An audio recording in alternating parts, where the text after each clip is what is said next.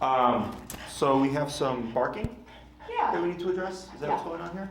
Yeah, she's a little, I don't know, she might have a little anxiety or something. Sure.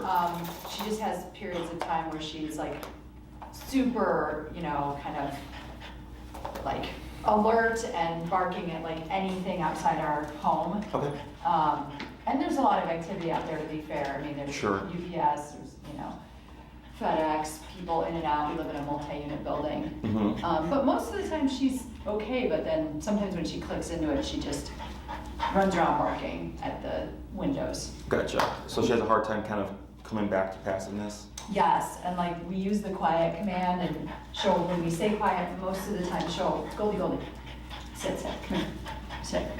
She'll run over to us, and she knows that she gets a treat when she does quiet. Mm-hmm. But when she's really kind of lost in the barking, she won't even hear us or listen. Correct. Yeah. Well, and like she's kind of shaking right now. She's definitely like anxiety, so even like sit kind of goes away. Yeah. You know? Yeah. We're She's just kind having, of curious.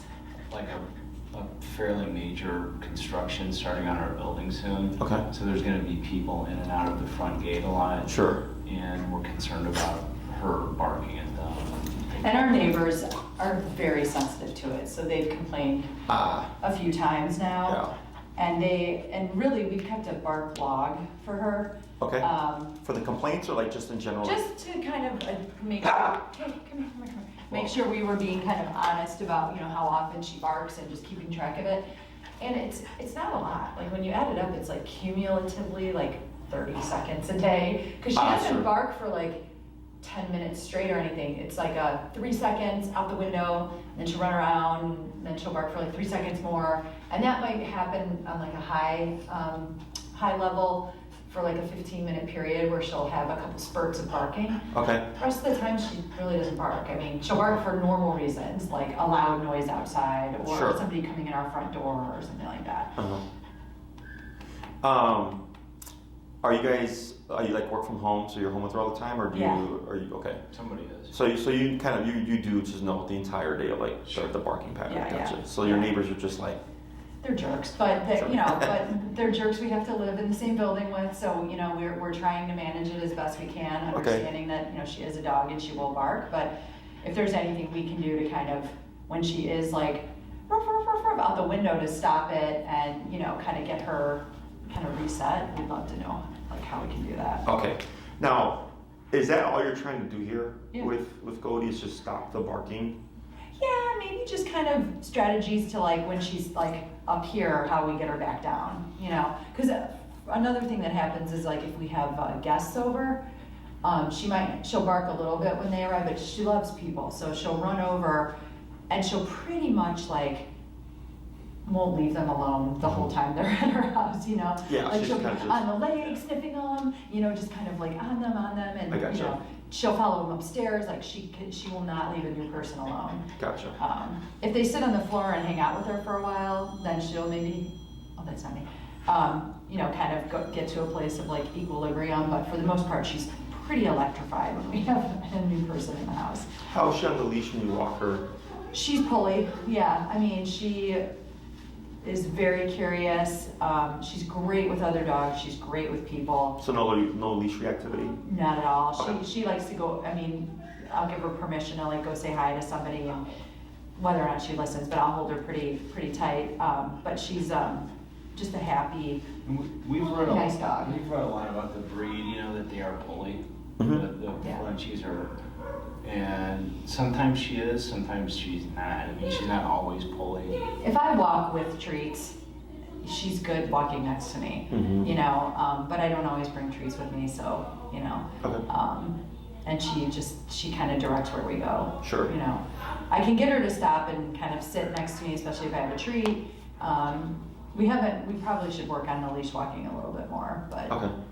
What about like recall? Does she ever get let off leash or anything like that? She'd be gone. Okay. Now, is that something that you're I don't wanting to do? know. I or- mean, would love your thoughts on if that's like achievable for every dog, or if some dogs are just never going to be able to do that. But Sure. she, I don't know that we have a big goal to take her to like a big open field and always have her come back. But like if she ever got off the leash, we would love to. Yeah, that's the thing that people don't think about. It's like what happens if the dog gets off. Yeah. You know, we were working on we work on the front command, and she will come to front and know she gets a treat. Like she'll come from upstairs if we say front, and like doing the hand. That was one of the first things we trained her on. So she'll come to the hand, but if she's distracted, like it's like I'm not even there. Correct. She won't. Yeah, she won't. Now, was that with the trainer, or is that just stuff that you picked up No, off we the did internet? we did a fair amount of training as a puppy. I mean, we did.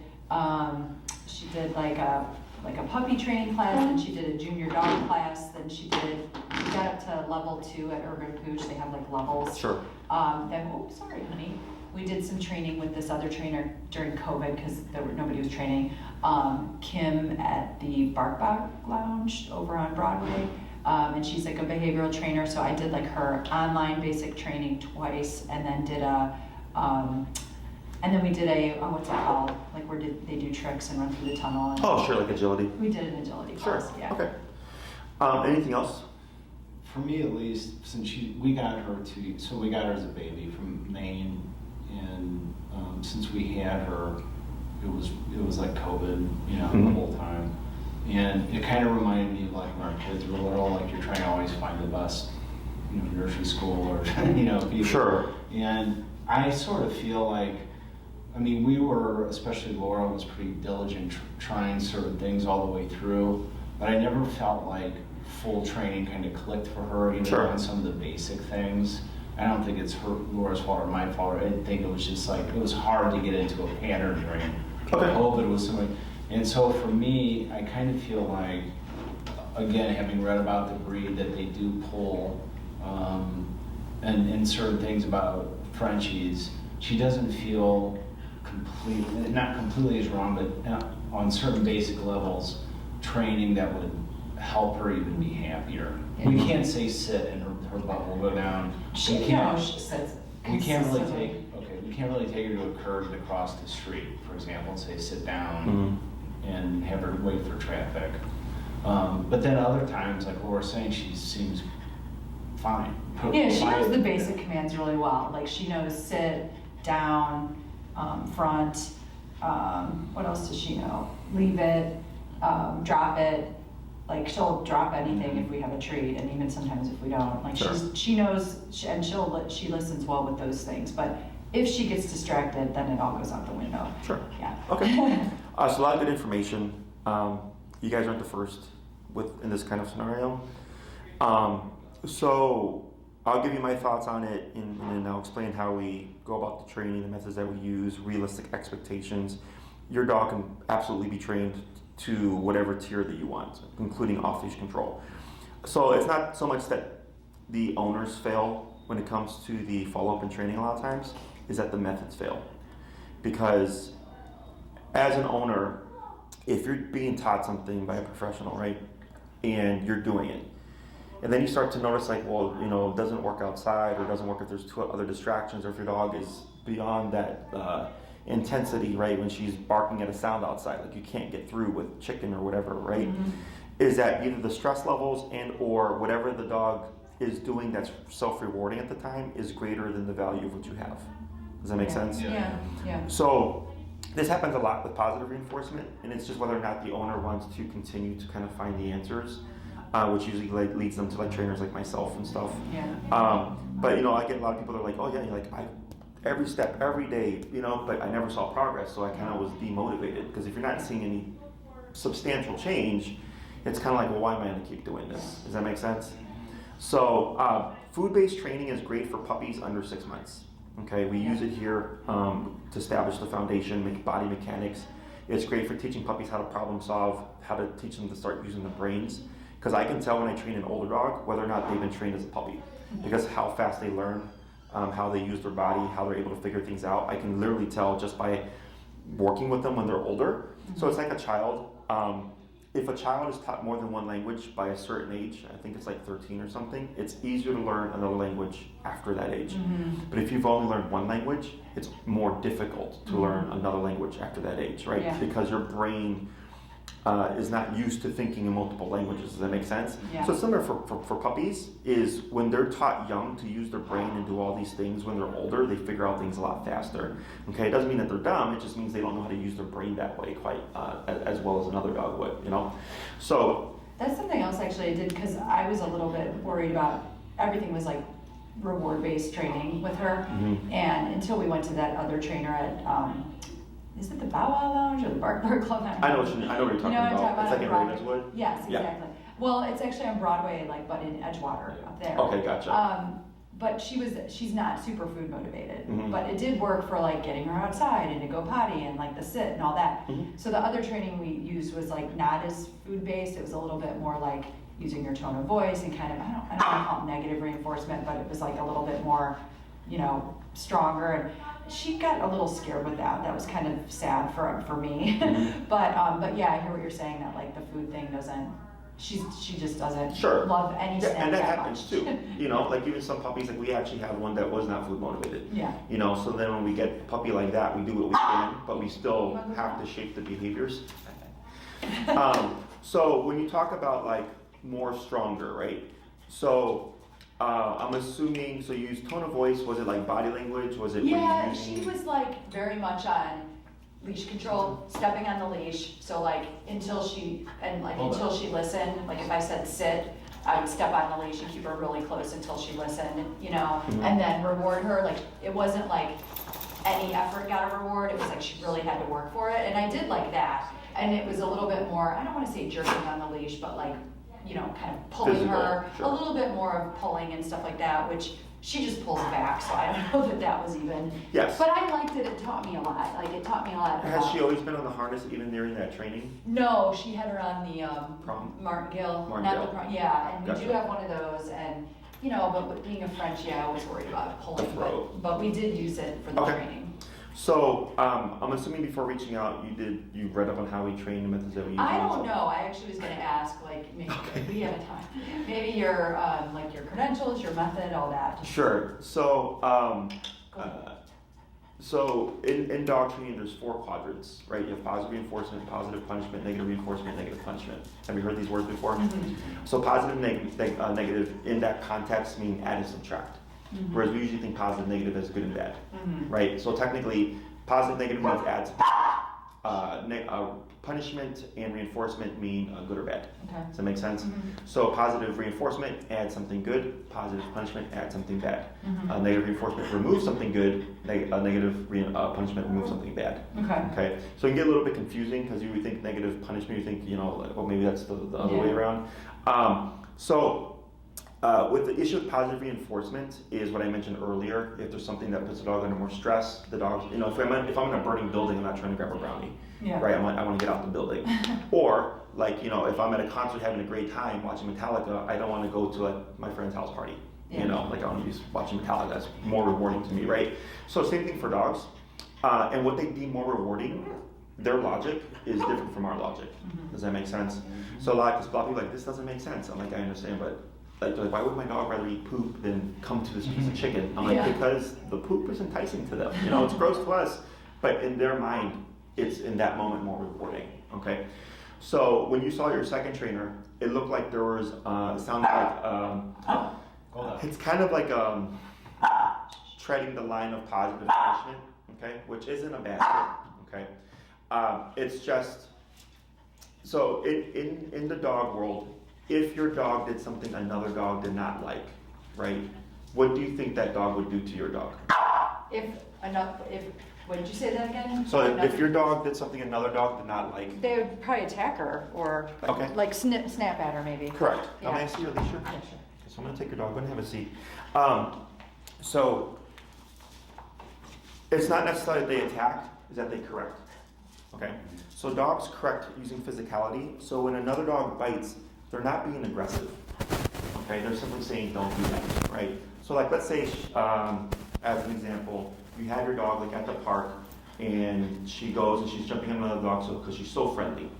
We tend to see the so friendly, right? Like, oh, my dog's so sweet. And the other dog's like, I don't know you, like, don't jump on me, right? So then that dog may bark and or snap at your dog.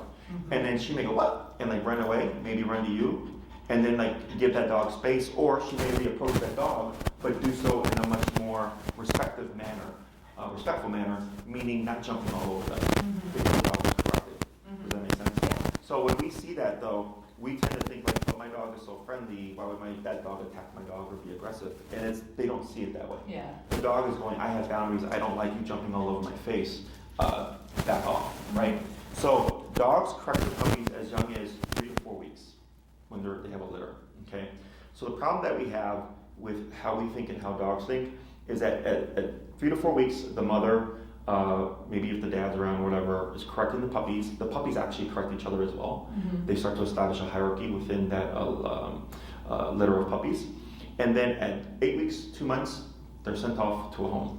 So during that time frame, that first 2 months of their lives, they're getting physicality, they're being corrected, they're being nipped, they're being bitten. Sometimes the mom will poke and prod them to bother them, to toughen them up.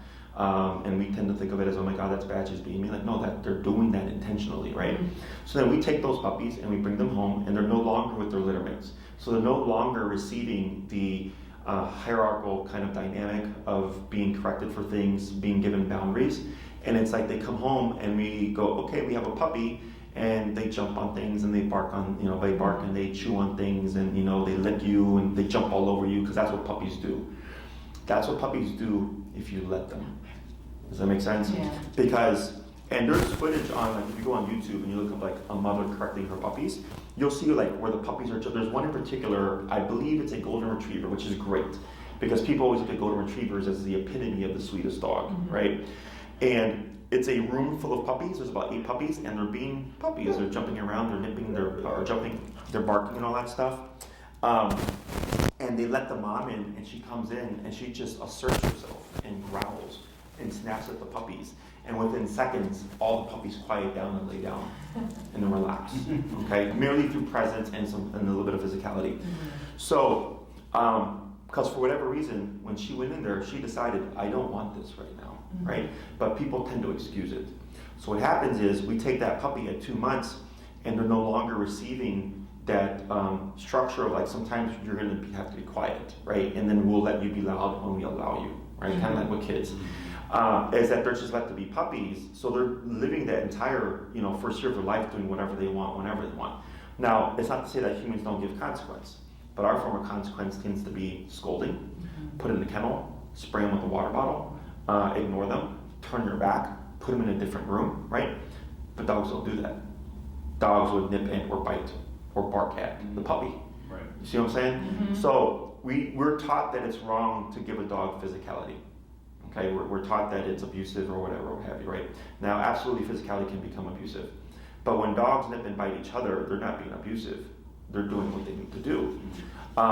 So, when I used to train puppies, I don't train puppies anymore. I'd always show my clients, I'd always walk them through the spectrum of corrections, because people have to see that these other things don't work first before they're ready to actually correct the puppy how they should be corrected. Does that make sense? So I do the normal stuff. I'll tell them, do your timeout in the kennel, do the water bottle, do all that stuff, right? And then they'll come back, and then after a few weeks, they're like, Jesse, nothing is working. I go, I know, but I needed you to experience that first. Now you're ready to correct your dog as if you were another dog correcting them. Does that make sense? Yeah. So, because psychologically, if I just came in and said, do this to your puppy, the owner's like, well, why would I do that? That seems like a bad thing to do, right? Like, well, no, because another dog would just bite them. But because they haven't tried the other stuff that I know won't work 98% of the time, they don't feel validated in attempting how to correct their dog or puppy as another dog would. Okay, so that's what you're lacking here. Okay, now your dog does have some anxiety, and the reason why we see a lot of this stuff in my theory is that because dogs are no longer being raised how a dog should be raised. Does that make sense?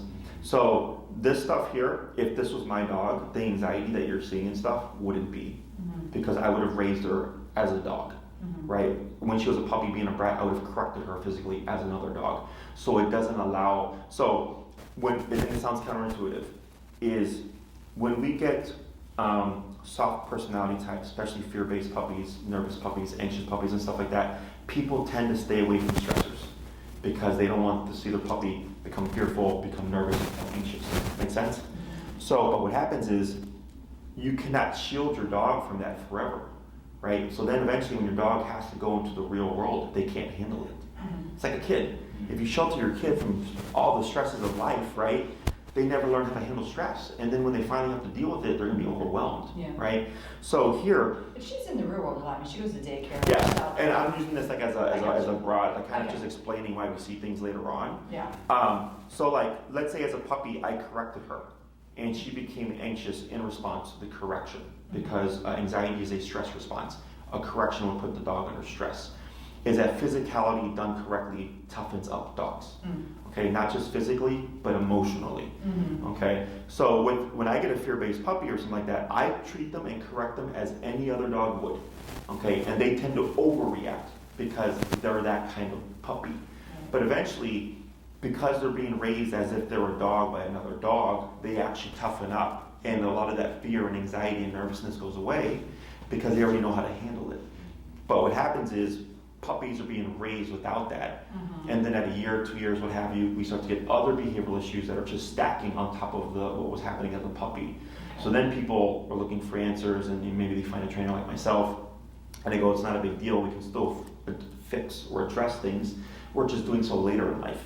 And now the dog, would, in some cases, look as if they're becoming even more anxious because they've gone years without any kind of formal discipline. Yeah. Does that make sense? Yeah.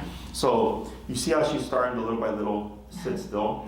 I've technically given your dog physicality. Okay? I saw you. We were pushing her on the down. butt, right? I wasn't telling her to sit. I wasn't petting her. I wasn't doing anything like that. This is pressure. Pressure is soothing. Okay, and there's different types of pressure.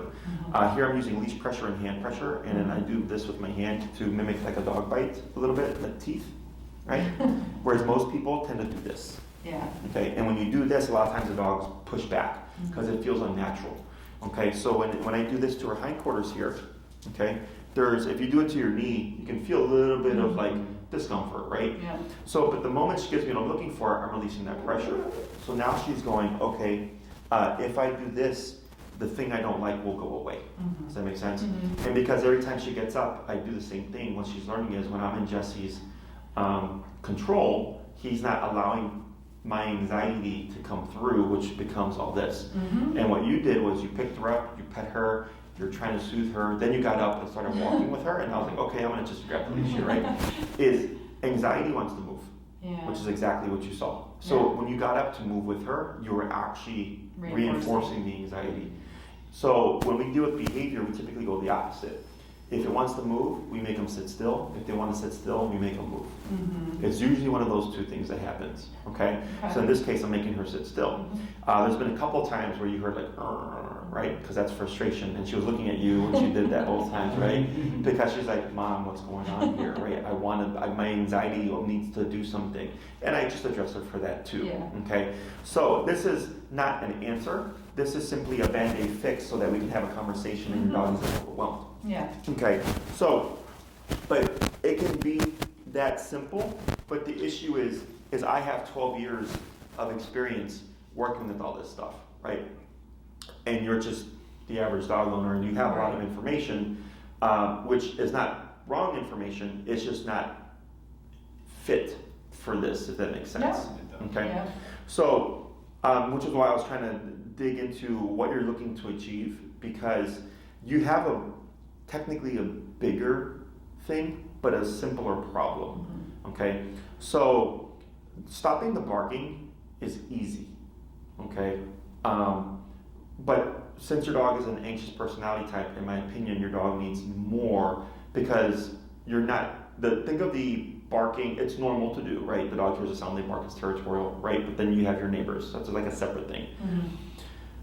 But let's say we have a dog, for example, who's leash reactive. On the leash, they see a dog, they lunge and bark, or they see a person, they lunge and bark, right? That's the problem, okay?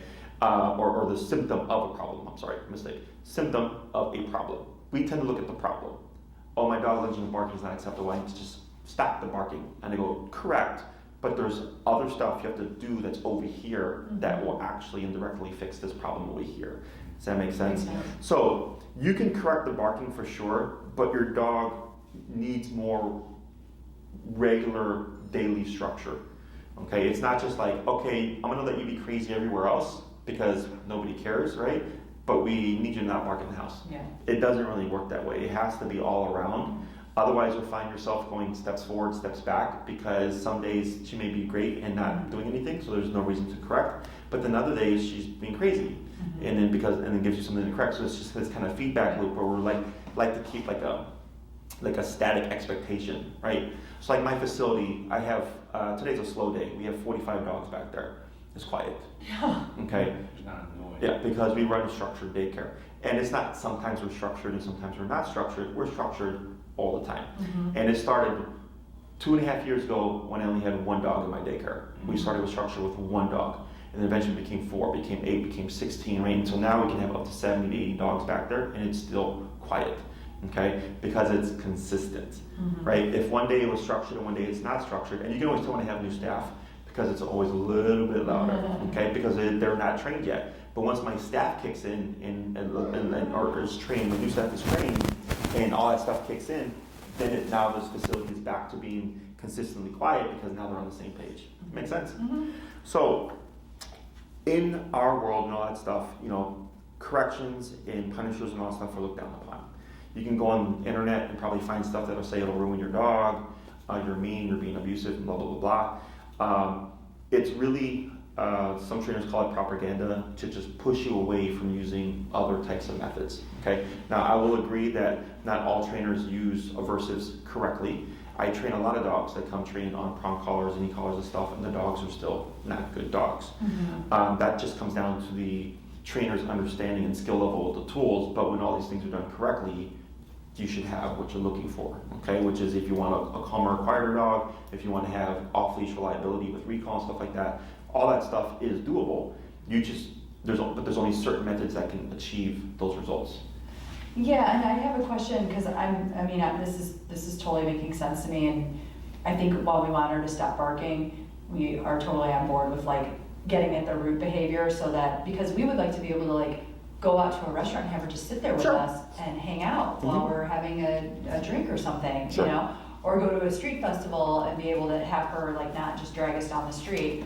So we're on board with that. But why do you think like the American Kennel Club and like her vet, they all kind of have this like, positive reinforcement, good dog, training, that they're like, that's the only way, or, the AKC kind of seems like they feel really strongly about only positive reinforcement. So I'm just curious about like their stance on it or why they aren't really. It all comes down to how people's brains work, in my opinion. Yeah. Like there's a lot, like that's why we have the Democrats, we have the Republicans, right? They have like, and then the different kind of other parties, and they all just have like these kind of, what's the word? Like ideologies and stuff like that you can kind of tell. So if you talk to someone and they give you their beliefs, you can kind of tell where they're at, right? Yeah. It's the same thing in the dog training world, okay? So you have people that are, in my opinion, what I would call it kind of more common sense based, where they're like, well, if someone is doing that, doesn't that need to be punished in order to like stop that behavior? But there's this whole thing, like the science is saying, no, you don't have to. Like you can reward the good behavior and ignore the bad behavior, and like, hey, like will turn out okay. That's not the case, okay? I see a lot with dogs. Because if it was the case, I wouldn't really be here then. If all that stuff is working as well and as good as they tout it to be, right? Because they're always like, it's the best way to train, it's the most efficient way to train, the science proves it, blah, blah, blah, blah. But I get people, client after client after client that are like, I've had 5 trainers that did positive reinforcement and I'm still here. I had a client, one of my first clients, 10 years ago, spent $10,000 on different trainers, okay, all using positive reinforcement. And he was told his dog was human aggressive, okay. So then finally, he books a consultation with me because at that time my consultations were free because I was just starting my business. I just needed people to come to me, right? So I walk in and we're doing the consultation, and I have a sleeve that protects my arm. It's like a bite sleeve that I had in here, which allows me to make contact with the dog, and if the dog bites or anything, it protects me, right? So he claimed his dog was human aggressive and all that stuff. So I came in, I had my sleeve, expecting like this dog might bite and all that. So we're talking and everything. I said, okay, well let's see what happens, right? So I go and I touch his dog, and his dog is right, being as vicious as possible. The moment I touched the dog, what do you think that dog did? Yeah, just like stopped. It just like, it was bluffing. It was bluffing. Yeah. Right? So then I pulled away and I said, your dog's not aggressive. And he said, no. Yeah. And I said, your dog's not aggressive. I was like, if your dog was aggressive, it would have bit me. Because the dog doesn't understand that the thing on my arm is not me. Yeah. Right? And I was like, I've worked with aggressive dogs. They still attack. And I said, and I pulled away and I came back again. The dog started being vicious. I touched the dog shut up. I said, there you go. Well, it's funny too because I told you this. I went to the AKC website and I was, trying to read about. I was reading about, barking dogs, and that's where I showed not the claw, but they show a technique on AKC like that about pushing down on the dog when they're barking, and they just called it positive. They just they call it like this is a positive physical move you can do, and I go, hey, that's for us because it's positive. Yeah, because it's positive. Technically, it's not positive. But when we use that, when I have used it, she does quiet down quickly. So technically, it's positive punishment. Because I'm adding something the dog doesn't like. Yeah. Does that make sense? Yeah. So I'd have to read the article to make sure that they weren't conveying positive reinforcement. It was like a being in charge, kind of like physically in charge. Correct. The problem you would have when you apply it to the scenario of barking is that it would soothe the dog maybe for a second and then back at us again. Right now, we're not worried about barking. I'm just worried about keeping her still, which is why this is effective here, right? But you see my consistency? Yeah. Every time. It's like, it's second nature to me. I just push down and then go back, right? And the more I have her, like, let's say I had her for a day and you came back, I probably wouldn't even have to touch her anymore. Because I've done it all. The first. She knows, like, when she's by you, she's got to do it. It is what it is, so exactly. Can I ask you two quick questions? So the first is, the techniques that you use on her, will we use them too? I mean, will you teach us with her, or is that... Correct. Okay. Right, so there's nothing that I do that I don't teach. Okay. Because all the stuff that I don't teach is the stuff that I know doesn't work. I went through all the BS. I went through all the use food, redirect, all that stuff, right? And I was like, well, that doesn't work, so why am I going to teach it? Right? The only exception is when I did puppies. And I'm teaching this to my puppy trainer now because she's training under me. I told her, for puppies, you're going to have to teach them the spray bottle and all that stuff. Okay? Because they have to do it. And then they're going to tell you it's not working. And then you're going to say, I know. But now you're ready to do this other stuff. Because you know this doesn't work. Because people will always ask, well, how do I know the spray bottle won't work? Right? Then go try it out then.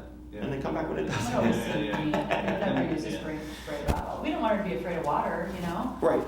But, it's not that it's going to make her afraid of water, but when we're trying to stop her correct behavior, there has to be an aversive. Right? And then I'll talk about that too, because this is just kind of like the top of it, so to speak. Okay? So, the other thing is just, it's corporate stuff.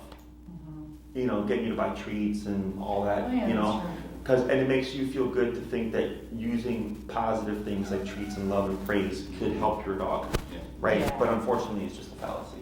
Okay? And I'm not against it. I just don't use it when I know I need to create more reliable results.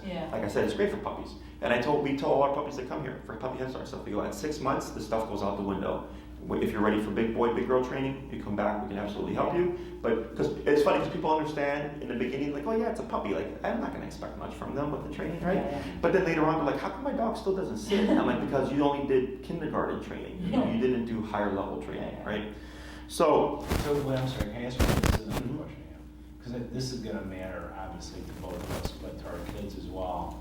Is the type of training that, we would embark on here, this is an incredibly sweet and affectionate dog. And we don't want to affect that at all. We don't want her personality to change, but she is clearly in charge. She is clearly in charge of us. Like, I'm sorry, I didn't mean to interrupt you. No, but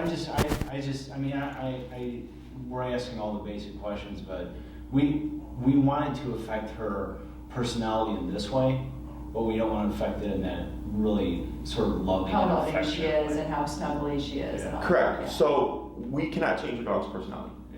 Okay, so think of it this way, and that's the most common question I get. One of the most common questions I get. Because people are like, oh, like you use aversives, like is that gonna like screw up my dog? I go, no. Okay, and we get dogs that are already screwed up. I'm like, your dog's already screwed up, so what's the worst thing, what's gonna happen?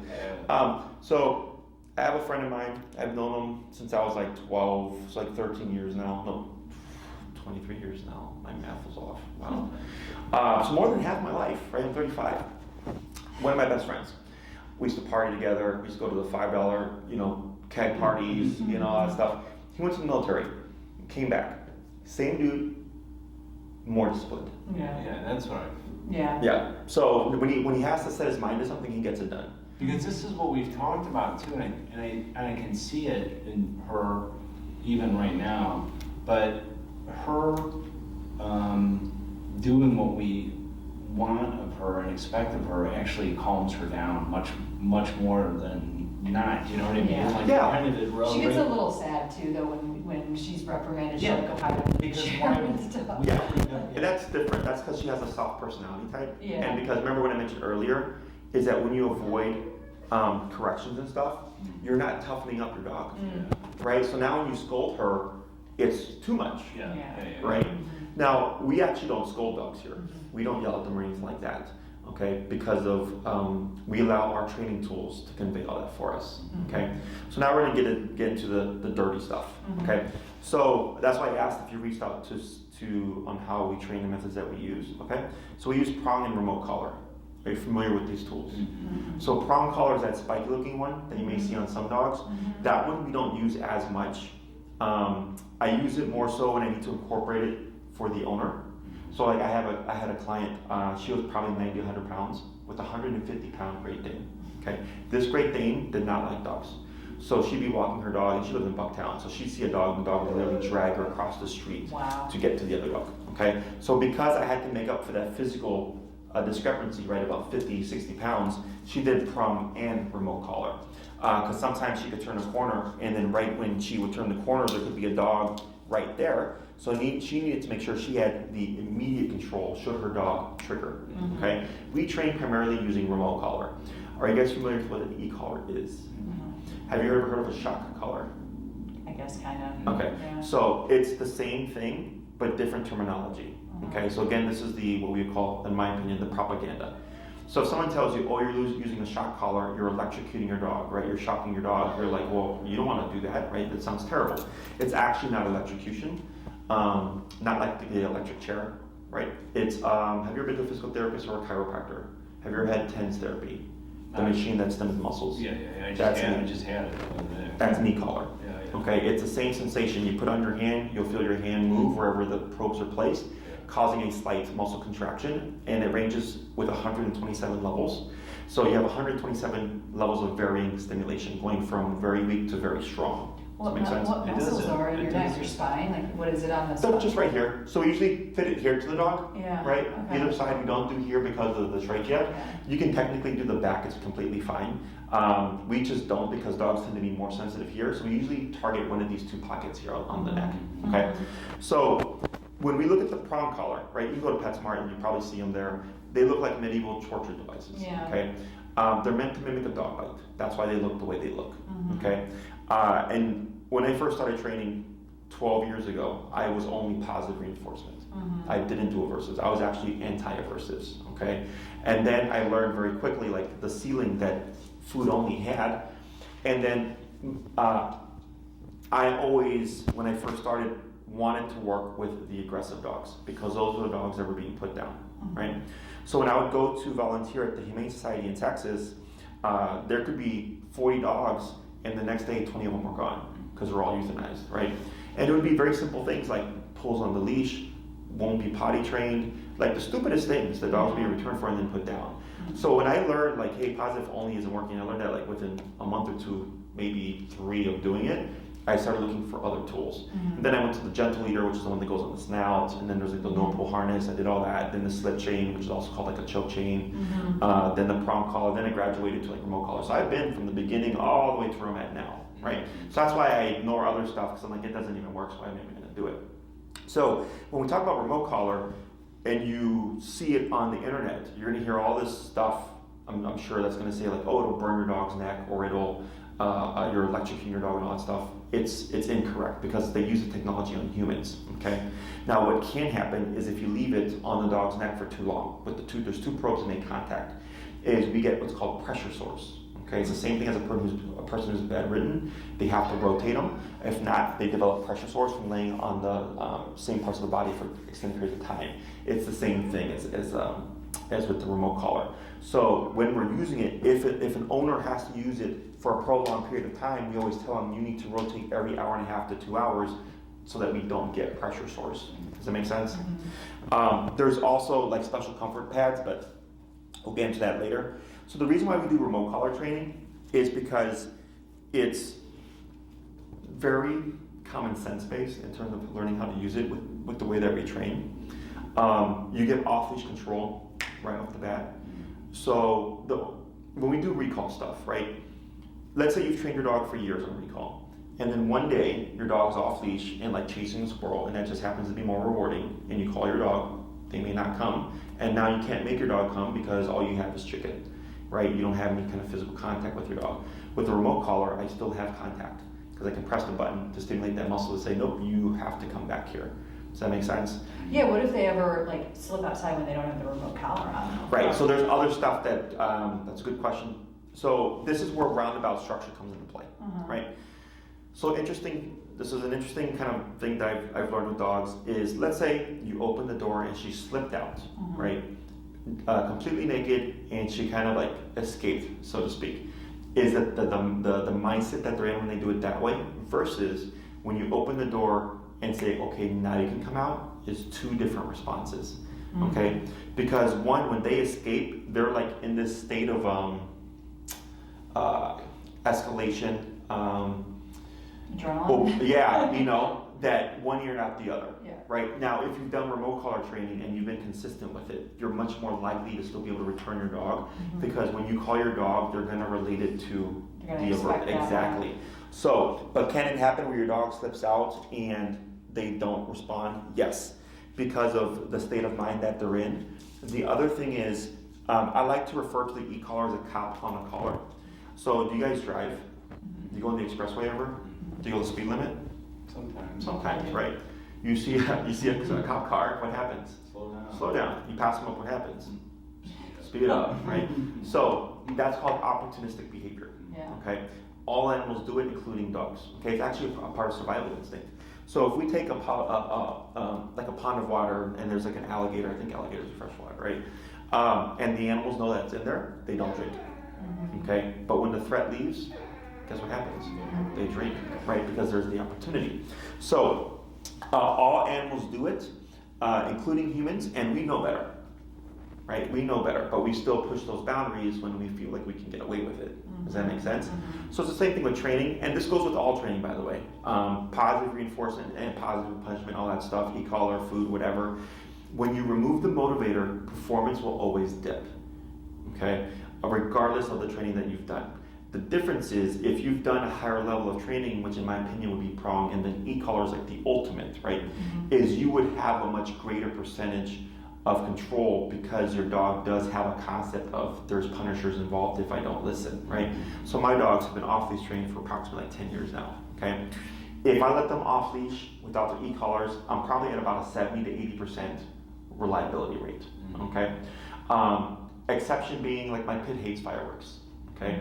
If she's off collar and a firework goes off, I'm sure she's gonna be like, see ya, okay? Because that's her weakness. If I have her on a remote collar, you'll see where she'll go under a lot of stress because she really wants to flee, but she won't because she knows the e-collar is there. Does that make sense? So now she has to contain and hold and not run away, which is her instinct because she knows the e-collar would turn on to stop her from doing so, which puts the dog under more stress because she wants to flee from the firework, and I'm telling her you're not allowed to. Does that make sense? So with my e-collars on, I have a 99.99% control. Are all dogs like to be off leash trained at that level? Because we go to parks all the time and we see all dogs off leash. So are some dogs just naturally more likely to come back and like? Because we're always like, how are they doing this? No, it's because they have more trust and comfort with their dog, and maybe they've done some training, right? That they don't expect their dogs to run away, right? But so we train out of Oz Park. You guys remember that park? Yeah, we see them everywhere. Yeah, busiest park in Chicago, by the way, just so you know. I had a client who was worked for the city of Chicago. They did studies, busiest park in Chicago. Is it? Oh, great. Better daughter's going there every day. So that's where we train actually. When we work with our clients one-on-one, we train at Oz Park because of that factor. Okay, and people love it because they're like, you man, want the distraction. Exactly, right? So you don't know how many times we've seen dogs run away from the park, right? You may not see it if you're there going like once a month, right? But since we're there 4 to 5 days a week for like 6 to 8 hours a day, you see all the shit that happens that you don't even expect. Exactly. Yeah. There was one time where this guy, he had a corgi and some other dog. It took off towards where the dogs typically play through the path down to the 6 corners on Larrabee, Webster, and was at Lincoln, right? And this lady's chasing the dogs, right? And I'm with a client, and we're like going, what's going on? And we thought it were her dogs. And then she finally stops running, and then she's like, oh my God, my dogs. And she turns around, her dogs are running toward Larrabee. So she was running after this guy's dogs to help his dog. So she runs to go get her dogs, right? 2 minutes later, 3 minutes later, this guy comes kind of strolling along like, Harley. And we're like, dude, your dogs are gone 5 minutes ago. And he's like, what? We're like, your dogs are across the street like a while ago. Scary. And then all of a sudden he just took off. But just the comfort that he had of like, my dogs are somewhere here. And we're like, no, dude, they crossed the fucking street, man. Yeah. That stuff. Okay. Right. So it's happening, we're just not seeing it. I have another question because I noticed as you're doing this, like, you're not like telling her like good or good girl or anything. So there's no positive like reinforcement. It's not that there's no positive. It's that, can you really tell someone like, good job not being anxious? Yeah. See what I'm saying? Yeah, I understand. Yeah. I'm telling her, relax. Yeah. This is what I'm doing here. So to most people, it looks like a sitting command. Like, why don't you say sit, Jesse? My dog knows sit. I go, probably, but that's obedience. That's physical. That's a physical mechanic. But her anxiety is causing her to move. So I'm using physical here because pressure. So like with children with autism, some that may have service dogs, the dogs are trained to sit on them because the pressure calms them down. We have weighted blankets. Exactly, same concept for people that help sleep better, that may have anxiety or what have you. And honestly, we know this dog so well. She's less anxious right now. Oh, I know, because when you showed it. Yeah. Well, in the car, she's super anxious too. Like, the other thing she does that I actually would love to kind of work on too is she guards things.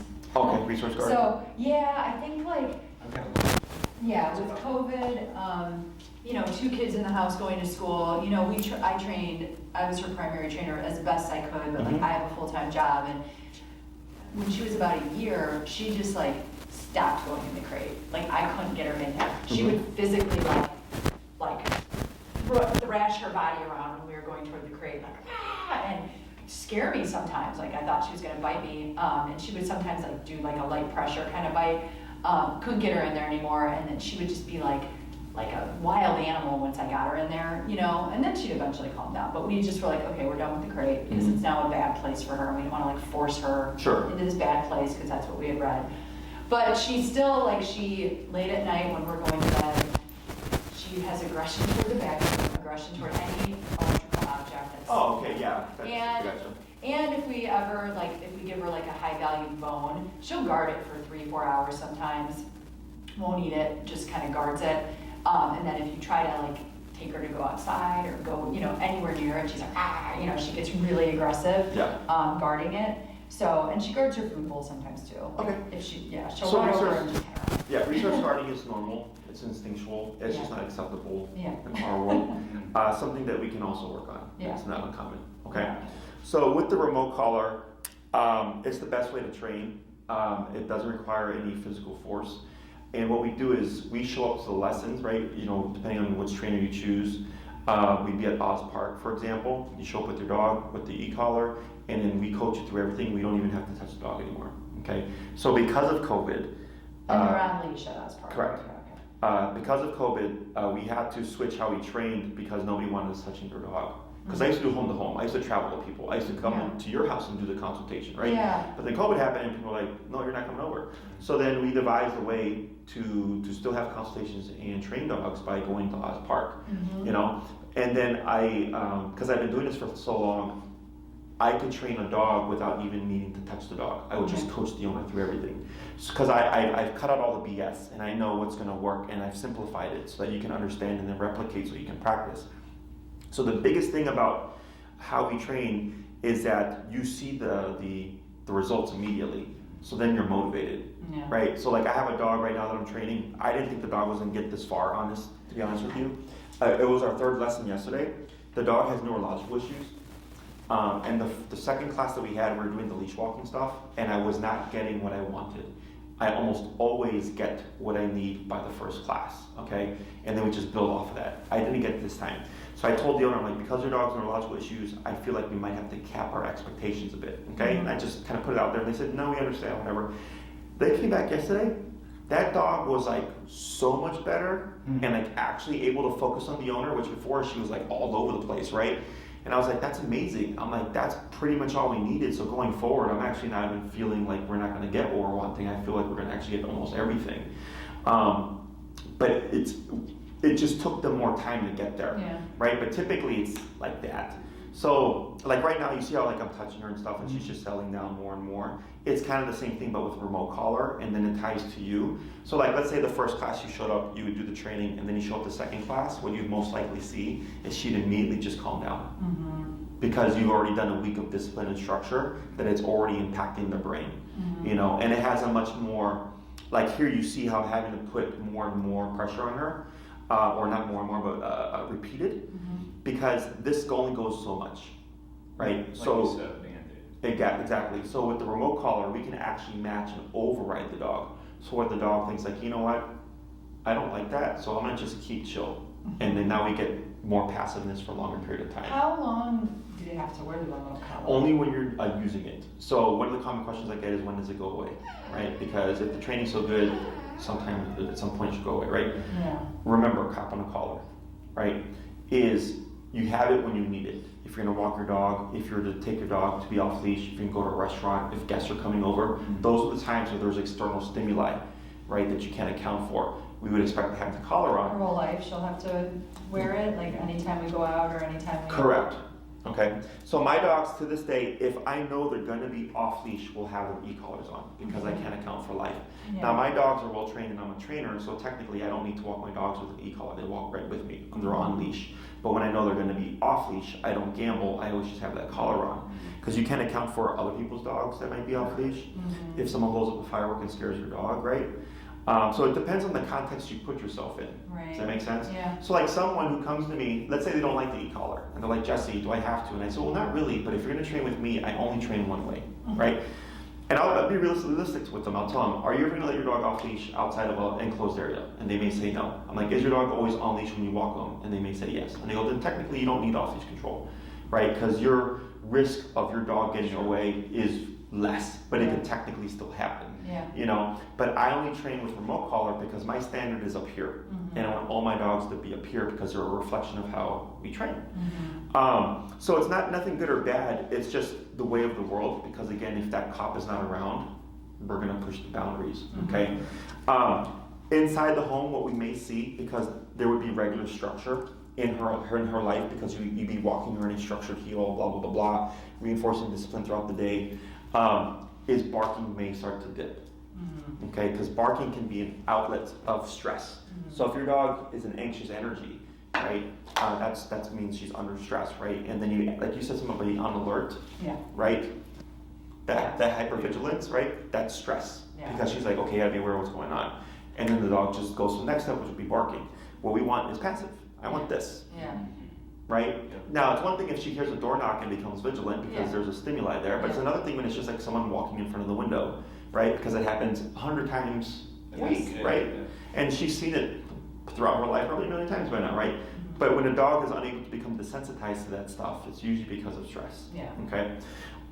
So if that does not work, right? Let's say we do the structure and everything and we're getting improvements everywhere else, but you're like, hey, Jesse, you know, she's still kind of barking to the same degree inside the home.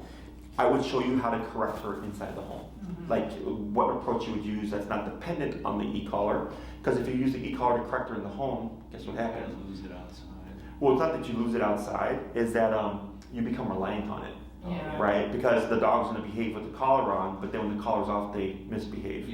Right. Yes, so that's where I show you other methods of correction to still correct the barking that's not reliant on the e-collar, but you would still like, you know, walk her with it, blah, blah, blah, blah. And if you're taking her, let's say she's doing great, and it's a beautiful Sunday, and you're like, you know what, we don't want to walk her in the e-collar, we want to have a walk just for her, where she can be a dog and sniff and stuff, right? I don't care. Right? Because that's why we have cues of things. So if I say heel, it's expected the dog is here and walking how they've been trained. But if it's like, you've been a great dog, we're gonna give you a walk where it's just for you and you can sniff and whatever, that's fine. If the dog is doing well. If I have a dog that's leash reactive, I'll tell the owner don't do that because they're probably gonna see the leash reactivity, right? And we're trying to limit how much that actually happens. But every case is different. I go by the dog's behavior. If the dog is a great dog and doing very well, then sure, you can have a walk that's just for them, that's not like, structured and strict and blah, blah, blah, blah. But if you practice more non-structured to structure, you get a non-structured dog. Okay, remember, we're in a structured daycare, that's why there's 45 So they all have e-collars on in there? No. Oh, okay. Some dogs have trained here, a lot of them have, but not all dogs have trained with us, but they all follow the same rules. Okay, so remember, as a trainer, I don't need these tools 98% of the time. Okay, I can do it with just my leash and myself and my presence. I guess familiar with Cesar Millan, the dog whisperer? Yeah. So he was my first mentor in the sense that I studied and watched his shows, and I did everything. I would go to the Humane Society, practice with dogs and stuff. I lied and said I was a trainer, so they let me work with their dogs. So I know how to do Cesar methodology. Okay, the reason why I don't teach my clients, because in the beginning when I first started, that's what I did was Cesar methodology, is it's very hard to teach a dog owner how to replicate Cesar.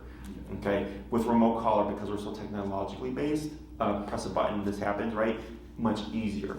But I still cover some stuff that is kind of Cesar-esque, like correcting a dog without the e-collar, because it is important to know. But when that's the sole approach, it's usually pretty difficult for people to like get to that level, But Cesar methodology is what allows me to run a quiet kennel. Does that make sense? Other questions?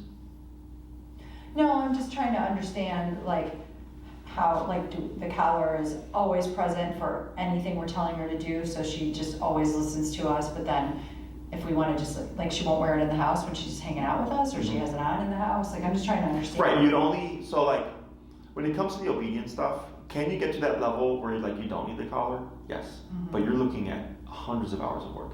My pit bull Lexi, I've had her since she was 3 months. The first 2 years of her life, 24 hours a day, we were training. People don't do that. You have your life, you have your work, you have your kids, you have your family, right? You have stress, you have all that stuff that pops up, right?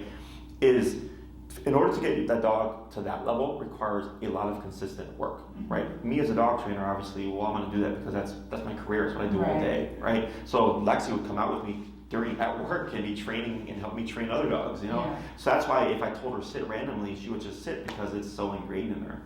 So what I tell clients is, realistically speaking, right, we only really need control in contexts where we've lost control or may lose control. That's like when the guests come over, when you're outside and there's variables of the environment.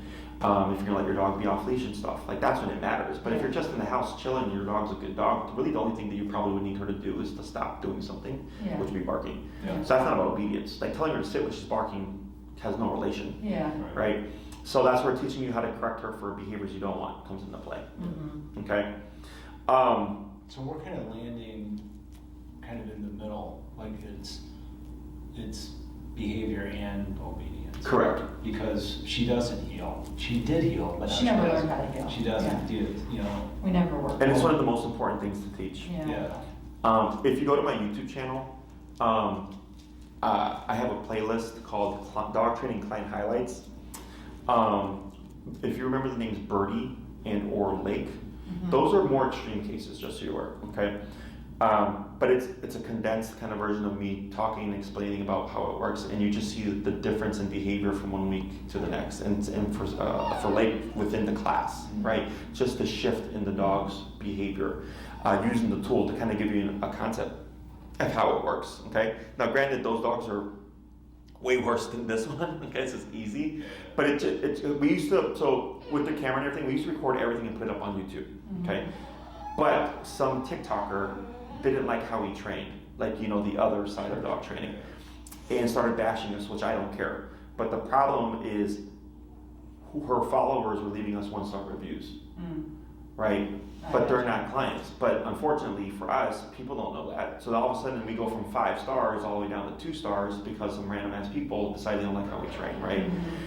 So then we have to work on that. So what we do now is we still record everything, but I've created a separate website where the clients can go and view their videos so they're still present, because it's a lot of information. It's always nice to go back to like, what did Jesse say, right? Right. When I work with couples, they sometimes disagree on what I say. Now we have footage. Or sometimes, in this case, like if I have a client who's struggling, I'm like, here's a video from another client. Here you go, watch that one, and it'll show you what we're trying to achieve, and it helps them kind of figure out what they need to do. You know, so it was meant to be a library of information to help people, but unfortunately, the people out there that don't like trainers like myself started to target us, which started to affect my business, and that's why I was like, can't have that. Yeah. Okay, so I have another appointment I need to get to. Yeah. I would put you guys at around, if you're doing it in person, 6 to 9 classes. Okay, 6 would be the bare minimum. This is at Oz Park. Correct. With the collar. Correct. 6 would be the bare minimum. 2 classes on heel. Then we see how it impacts her behavior. If we notice any change inside the home, blah, blah, blah, blah. If we don't see any change inside the home, not a big deal. 3rd class would be me teaching you how to correct her within the home for all the stuff that you don't like, okay? By the 4th class, we should be able to jump into recall, which is come when called, okay? That's usually a class or 2. Think of the 6th class as like a variable, okay? Do we need to review correcting for behavior? Do we need to review recall again? Or it's like, hey, Jesse, can we teach her how to lay still for a bit so we can go to a restaurant? We can cover that, okay? And then it's simply practice, rinse, and repeat, okay? If you did 9 classes, we could do all that plus like the resource guarding, right? We would need more time to cover that. So actually, I'm sorry, with the 6 classes, I target what you need. So I would cover heel has to happen, the barking, resource guarding. And depending on how many classes we have left, then we can target other stuff, which would probably be recall because it's super important to return your dog. 9 classes just allows us to cover the essentials: barking, resource guarding, walking on a leash, come when called, and then stationary control, which would allow you to go to restaurants with your dog. In training, there's 6 commands: sit, stay down, come, place, heel. Heel, come, and place are what I call like the trifecta of commands your dog should know, which allows you to almost do anything with your dog. Because if your dog will sit still, you can pretty much take your dog anywhere, right? If your dog will come and call, you can let your dog off leash almost anywhere. And if your dog will walk on a leash with you, you can walk anywhere. So those 3 things allow you to do almost anything with your dog, okay? So you'd be around 6 to 9 classes. The collar that she would need, I would probably put on the Dr. Tweety C, and Maria will send you this information. It's meant for dogs under 35 pounds.